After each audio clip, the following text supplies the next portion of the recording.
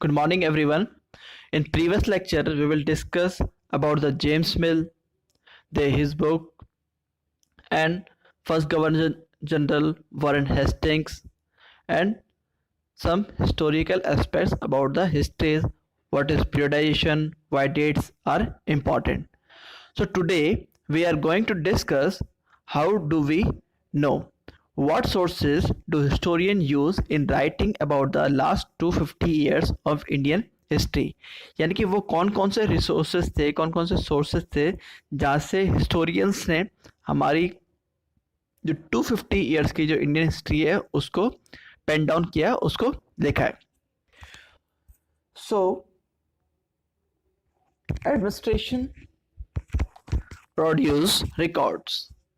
कोई भी एडमिनिस्ट्रेशन होता है, चाहे वो स्कूल एडमिनिस्ट्रेशन हो, चाहे वो ऑफिशियल ऑफिस हो, गवर्नमेंट ऑफिस हो, प्राइवेट ऑफिस हो, हमेशा उसके रिकॉर्ड्स होते हैं. फॉर एग्जांपल हमारे जो स्कूल होते हैं उसके अंदर अटेंडेंस रजिस्टर होता है, स्टाफ रजिस्टर होता है. Like that in administration also there are so many types of registers and records are there. So one important source is the official record of the British administration. The British believed that the act of writing was important. Even instructions, plan, policy, decisions, agreement, investigation had to be clearly written up. तो जो भी उस time में जो instructions मिला करते थे, जो प्लान बना करते थे, जो पॉलिसीज बनाई जाती थी, उनको राइट डाउन किया जाता था, उनको लिखा जाता था ताकि वो एक रिकॉर्ड बना रहे और वो आगे के फ्यूचर में यूज़ में आ सके. अभी प्रेजेंट में हम लोग क्या है, सब कुछ डिजिटलाइजेशन आ चुका है, तो अभी हम लोग फाइल्स को एज ए फिज़िकली हम लोग प्रिक्योर एज ए फिज़िकली उसको नहीं रखते हैं, हम लोग उसको कंप्यूटर में सेव कर लेते हैं. So once this was done, things could be properly studied and debated. ऐसा करने से जो चीज़ें हैं वो प्रॉपर तरीके से उसको रख सकते थे, उनकी स्टडी की जा सकती थी और उन पर डिबेट की जा सकती थी. This conviction produce an administrative culture of memos, notings and reports. तो जो उस टाइम में जो कल्चर था, आज भी कल्चर है कि उसके अंदर मेमोज हुआ करते थे, उसमें नोटिंग्स हुआ करती थी, डिफरेंट टाइप्स ऑफ रिपोर्ट्स हुआ करती थी. जैसे कहीं पे सपोज फ्लड आया है तो वहाँ की रिपोर्ट, कहीं पे ड्राउट कंडीशन डेवलप हो चुकी हैं, वहाँ की रिपोर्ट, कोई उस ड्राउट को, उस फ्लड के कंट्रोल करने के लिए कोई पॉलिसी बनाई गई, कोई प्लान बनाया गया. तो these types of record are recorded by the British administration in their offices. The British also felt that all important documents and letters needed to be carefully preserved, so they set up records rooms attached to all administrative institutions. तो British ऐसा माना करते थे कि जो records हैं इनको हमें संभाल कर रखना चाहिए, इसलिए उन्होंने रिकॉर्ड रूम भी बनाए थे. The village tehsildar office, the collectorate, the commissioner office, the provincial secretariat, the law courts all had their record room.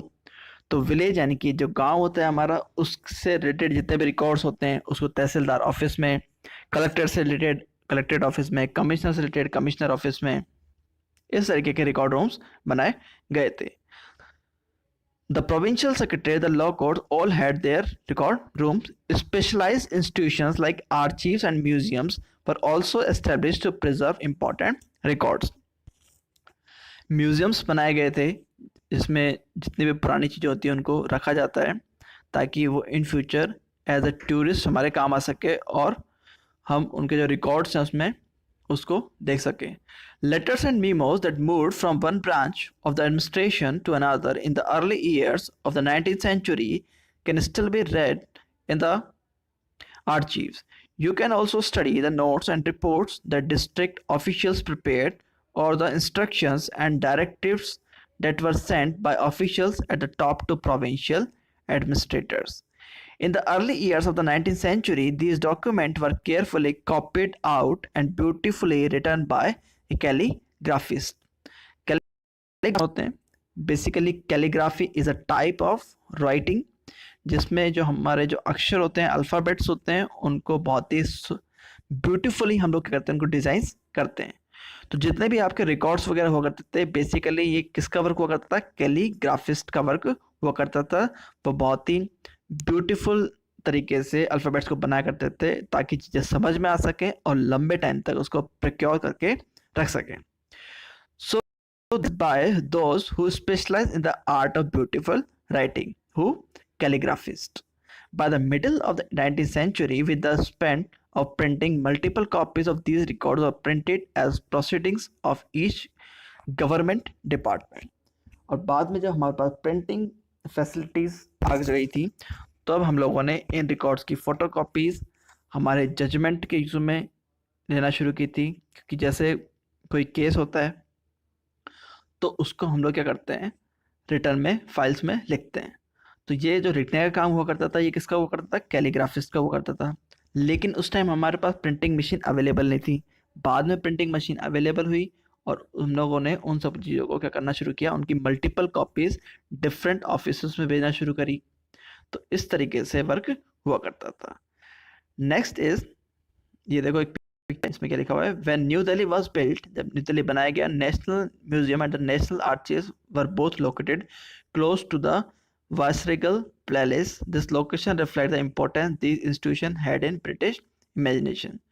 तो ये एक म्यूजियम है जो दिल्ली में है और यहाँ पर बहुत सारे आर्चिव्स वगैरह रखे गए हैं।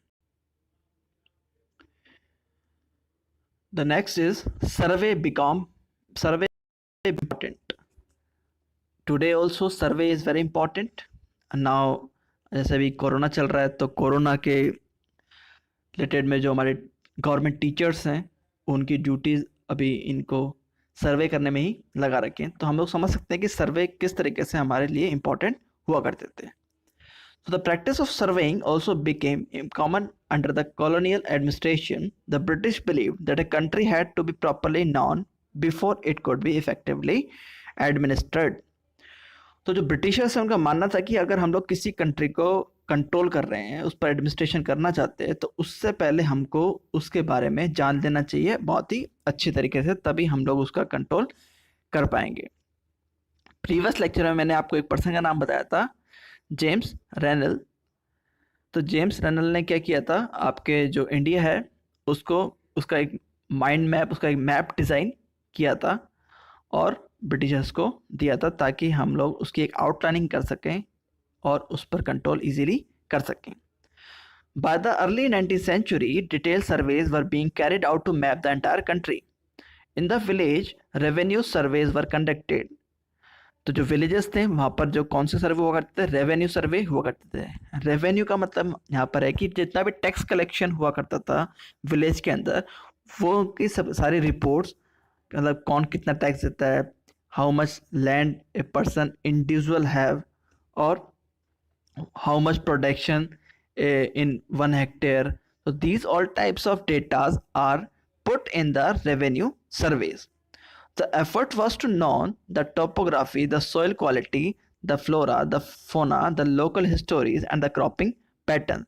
So these things are also included in the revenue services. Topography means वहाँ की जो लैंडस्केप है वो कैसा है, बड़ा मतलब ऊपर उबड़ खाबड़ है, प्लेन है, प्लेटू है, किस टाइप का है, वहाँ की सॉइल क्वालिटी कैसी है, फ्लोरा एंड फोना है कि वहाँ पर एनिमल्स एंड प्लांट्स कैसे हैं, वहाँ पर क्रॉपिंग पैटर्न कैसा है. So these things all included in the revenue survey. All the facts seen as necessary to know about to administer the region. तो किसी को भी जैसे एक बिजनेसमैन होता है, अगर वो कहीं पर लैंड खरीदना चाहता है तो वो ये सारी चीज़ें को स्टडी करता है कि मुझे यहाँ पर लैंड खरीदने से कितना बेनिफिट होगा. तो आप लोगों को भी क्या करना चाहिए, जब आप लोग कोई कंपटीशन दे रहे हैं तो उसके लिए एक स्ट्रैटेजी बनानी चाहिए, उसको एक आउटलाइन सर्वे कर लेना चाहिए, जिससे आपको उस एग्ज़ाम को या फिर कोई भी आपका जो वर्क है उसमें प्रॉब्लम फेस करनी ना पड़े. उसके प्रोज एंड कॉन्स सबसे पहले ही उसको क्या करना चाहिए, स्टडी कर लेना चाहिए. All the facts seen as necessary to know about to administer the region. From the end of the 19th century census, operations were held even 10 years. अब जो सर्वेज हैं ये हर 10 years में करवाना शुरू कर दिए गए थे. These prepared, जैसे अभी हमारा पॉपुलेशन सेंसस है, ये भी हमारे 10 years में होता है. So these prepared detailed records of the number of people in all the provinces of India, noting information on caste, religion, occupation. These were many other surveys: botanical surveys, zoological survey, archaeological survey, anthropological survey, and forest survey. तो there are so many surveys. आप में आपका question आ सकता है कि how many surveys are there, या फिर write down any 3 type of survey mentioned in your chapter. So इनके बारे में एक एक करके बारे में डिस्कस कर लेते हैं. बॉटनिकल सर्वे में क्या होता है, हमारे जो प्लांट्स हैं उनकी स्टडी की जाती है, उनकी वेराइटीज़ की स्टडी की जाती है. जूलॉजिकल सर्वेज में हमारे जो एनिमल्स हैं उनकी स्टडी की जाती है. आर्कियोलॉजिकल सर्वे के अंदर हमारे जितने भी आर्चीव्स हैं, जितनी भी पुरानी चीज़ें हैं उनको सर्वे किया जाता है. एंथ्रोपोलॉजिकल सर्वेज के अंदर हमारे जो ह्यूमन बींग्स हैं एंशियंट टाइम में किस तरीके से उनकी लाइफ स्टाइल हुआ करती थी, इसके बारे में स्टडी की जाती है. फॉरेस्ट सर्वे के अंदर कि फॉरेस्ट के अंदर कितने टाइप्स के फॉरेस्ट हैं और क्या प्रोडक्शन होता है उनसे, कौन कौन सी थिंग्स हमें उनको मिलती है, हमको उनसे मिलती है, ये सारी चीज़ें हम लोग फॉरेस्ट के अंदर सर्वे करते हैं. सो ये हो गया आपका फॉरेस्ट, और you can say all about the survey. So what official records do not tell. कौन सी चीज़ें हैं जो हमें ऑफिशियल रिकॉर्ड से डायरेक्टली पता नहीं चलती है.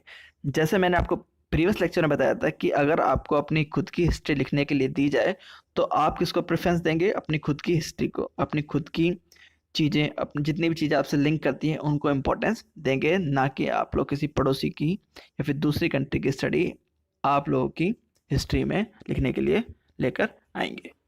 तो कौन कौन सी चीज़ें हैं जो ऑफिशियल रिकॉर्ड्स के अंदर नहीं हुआ करती थी. From this vast corpus of records we can get to know a lot, but we must remember that these are officials record, they tell us what the officials thought.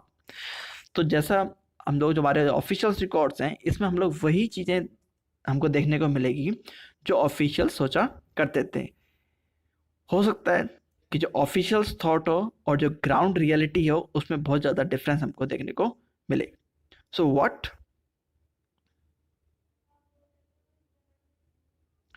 what they were in and what they wish to preserve and posterity, these records do not always help us understand what other people in the country felt and what lay behind their actions. तो हमें जो official records मिलते हैं इसमें office के अंदर जो culture होता है, ऑफिस के अंदर जो चीज़ें हो रही हैं उसी के बारे में हमें पता चलता है, ना कि हमें ये पता चलता है कि दूसरे कंट्रीज़ में किस तरीके से चीज़ें डेवलप हो रही होंगी. So for that we need to look elsewhere. When we begin to search for their other sources, we find them in plenty, though they are more difficult to get than official record. We have diaries of people, account of pilgrims and travelers, autobiographies of important personalities, and popular booklets that were sold in the local bazaar. और हमें history के बारे में या फिर हमारे जो local people हैं उनके बारे में हमको जानने के लिए क्या क्या चीज़ें देखने को मिल सकती हैं. जैसे किसी पर्सन ने डायरी लिखी हो, कोई पिलग्रिम्स का अकाउंट हो, कोई ट्रैवलर ने बुक लिखी हो, किसी की ऑटोबायोग्राफी हो, किसी की खुद की बायोग्राफी हो, कोई इंपॉर्टेंट पर्सनैलिटीज़ के बारे में कहीं पे लिखा हो, कोई पॉपुलर बुकलेट हो. ये सारी चीज़ें हमको कहाँ पर मिल जाती हैं, वहाँ लोकल बाज़ार में मिल जाएंगी. बट ये चीज़ कहाँ पर नहीं मिलेगी, हमें ऑफिशियल रिकॉर्ड में नहीं मिलेंगी. So as printing spread, newspapers were published and issues were debated in public. Leaders and reformers wrote to spread their ideas. Poets and novelists wrote to express their feelings. तो जब हमारे printing machine develop हो चुकी थी 19th century में, आपके industrial revolution England से start हुआ था और इंडस्ट्रियल रिवोल्यूशन के अंदर बहुत सारी मशीनरीज वगैरह डेवलप की जा रही थी. तो उनमें से ही एक प्रिंटिंग मशीन डेवलप की गई थी. और प्रिंटिंग मशीन डेवलप होने के बाद बहुत सारे न्यूज़पेपर्स, बहुत सारी बुक्स पब्लिश होना शुरू हो गई थी. और न्यूज़पेपर्स के अंदर जो उस टाइम की जो आइडियोलॉजीज़ थी, उस टाइम के जो थिंकर्स थे, पॉलिटिकल थिंकर्स थे, इकोनॉमिस्ट थिंकर्स थे, वो अपनी चीज़ें उनके अंदर इंक्लूड किया करते थे. वहाँ पर वो अपनी फीलिंग्स को एक्सप्रेस कर सकते थे. So all these sources however were produced by those who were literate. और ये सारी चीज़ें कौन करता था, जो वहाँ के लिटरेट कम्युनिटी हुआ करते थे, लिटरेट पर्सन हुआ करते थे, पढ़े लिखे पर्सन हुआ करते थे. From these, we will not be able to understand how history was experienced and lived by the tribals and the peasants, the workers in the mines or the poor on the street. Getting to know their lives is a more difficult task. Yet this can be done if we make a little bit of effort. When you read this book, you will see how this can be done. So student, this is our complete chapter, how, when and where. So student, in the end of the chapter, we take a short revision for entire chapter. In the first, we will discuss how important are dates. History is synonymous with dates. History में हमारे लिए dates की बड़ी importance होती है. We compare the past with present. हम past को present से कंपेयर करते हैं. मैंने बताया था आपको कि किस जो हमारी गलतियां हैं पास्ट में जो हुई हैं उनको हम लोग दोबारा रिपीट ना करें प्रेजेंट में या फ्यूचर में. We continue to associate history with strings of dates. Which dates, हम लोग कौन कौन सी डेट को इंपॉर्टेंस देते हैं. Selection of date depends on the story of past. Focusing on a particular set of event is important. मैंने आपको बताया था कि हम लोग हिस्ट्री के अंदर उन्हीं डेट्स को इंपॉर्टेंस देते हैं जो हमारी ह्यूमन लाइफ को इफेक्ट करती है. तो देखिए ये जो पिक्चर है इसके अंदर आपको एंशियंट स्क्रिप्चर इसके अंदर नज़र आ रहा है कि किस तरीके से जो ह्यूमन बींग्स हैं वो हथियार बना रहे हैं और बहुत सारी प्रोडक्ट्स को यहाँ पर बिल्डअप कर रहे हैं. सो हाउ डू वी पीरियोडाइज, हम लोग हिस्ट्री को कैसे पीरियोडाइज करते हैं. जेम्स मिल एक पर्सन है, ब्रिटिश स्कॉटिश हिस्टोरियन है. इसने एक बुक लिखी है. इसने इंडियन हिस्ट्री को 3 कैटेगरीज में डिवाइड किया है, हिंदू, मुस्लिम एंड ब्रिटिश. यानी कि सबसे पहले कौन था, फिर उसके बाद कौन आया और उसके बाद कौन आया. इस तरीके से जेम्स मिल ने हमारी पूरी इंडिया की हिस्ट्री को डिवाइड कर रखा है 3 पार्ट्स में. British rule represented all the forces of progress and civilizations. What is colonial, colonial क्या होता है. जब colonial refers to the British rule, जो कॉलोनियल है बेसिकली ये किसने स्टार्ट किया था, हमारे ब्रिटिशर्स ने स्टार्ट किया था. इसमें जो ब्रिटिशर्स हैं वो दूसरी कंट्री पर जाकर रूल कर लिया करते थे और वहाँ के जितने भी British rule brought up about changes in values and taste, custom and practices. इनकी जितनी वहाँ पे जो कल्चरल है, इकोनॉमिक है, पॉलिटिकल, सोशल, ये सारी चीज़ों पे जो कंट्रोल है वो किसका हो जाया करता था, ब्रिटिशर्स का हो जाया करता था. और इस तरीके से इन्होंने अफ्रीका, अमेरिका और इंडिया में अपनी कॉलोनीज को डेवलप किया था. How do we know administration, हमें एडमिनिस्ट्रेशन के बारे में कैसे पता चलता है. वहाँ के officials records tell us about the administration. The British felt all important document and letters needed to be preserved. यानी कि जो ब्रिटिशर्स हैं वो ऐसा सोचा करते थे कि हमें जितने भी लेटर्स हैं उनको प्रिजर्व करके रखना चाहिए फॉर फ्यूचर, ताकि हमें फ्यूचर में उनकी ज़रूरत पड़ सकती है. Specialise institution like archives and museum were established to preserve important records. बहुत सारे जो आर्चीव्स हैं उनको डेवलप किए गए. आर्चीव्स के अंदर हम लोग जो बेसिकली रिपोर्ट्स होते हैं, सर्वेज होते हैं, इनको वहाँ पर रखते हैं. और जो म्यूजियम्स होते हैं इसके अंदर हम लोग जो जैसे गन्स हो गई, जितने भी थिंग्स आपके जो किंग्स यूज़ में लिया करता था, वो सारी चीज़ें रिकॉर्ड्स हम लोग म्यूजियम्स के अंदर रखते हैं. सर्वे इंपॉर्टेंट क्यों हुआ करते थे, because the practice of surveying become common under colonial administration. जो सर्वे प्रैक्टिस है वो बहुत ही कॉमन एजेंडा था आपके ब्रिटिश एडमिनिस्ट्रेशन का. सर्वे भी हमारे बहुत टाइप्स के हुआ करते थे. Botanical survey, zoological survey, archaeological survey, anthropological survey and forest survey. Why what do official record not tell us, हमारे जो ऑफिशियल रिकॉर्ड्स हैं उनमें कौन कौन सी इन्फॉर्मेशन हमें नहीं मिलती है. The official record do not tell about the need of people of India. हमें ऑफिशियल रिकॉर्ड से ये नहीं पता चलता है कि जो पीपल हैं हमारे इंडिया के वो क्या चाहते थे, उनकी डिमांड्स क्या थी, उनकी रिक्वायरमेंट्स क्या थी. Many official record to hide the truth and only show one aspect of the event. बहुत सारे जो ऑफिशियल रिकॉर्ड हैं यह हमें मतलब एक तरीके से जो ट्रुथ है वो सच्चाई हमें नहीं बताते हैं. हमें बस जो भी एक इवेंट होता है, जो भी एक इंसिडेंट होता है, उसका एक एस्पेक्ट हमें पता चलता है, दूसरे एस्पेक्ट के बारे में हम लोग नहीं पता कर पाते हैं. So students, in next lecture we will continue our second chapter of our history. Thank you and have a nice day.